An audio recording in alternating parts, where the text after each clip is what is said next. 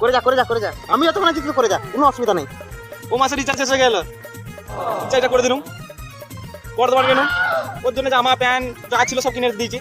আবার বলছে বান্ধবীর জন্মদিন আছে, হ্যাঁ জন্মদিনে টাকাটা তো আমাকে দিতে হবে, হ্যাঁ।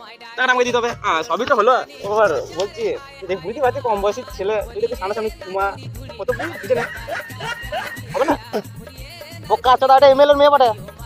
এমএলএ মেয়ে তো কি হয়েছে, এমএলএ কি করে না নাকি ওসব, ওকে অনলাইন থেকে অর্ডার করেছিল নাকি ওকে। বুঝতে পারছিস তো ভাই, কম বয়সী ছেলে, একটু সামনাসামনি মুখোমুখি দেখবো, একটু ইয়ে করবো। ও কাঁচা তোকে তখন তো কতবার বলবো, এমএলএ মেয়ে বলছি তখন থেকে তোকে, এক চোখে দেখা দেখতে যা 15 মারাবি নাকি? দেখ যেটা যেমন হচ্ছে সেরকম চালিয়ে যা। তা কেন দেখাবি, ওটা তোরই ফেক আইডি, আমাকে এসএমএস করছিলি।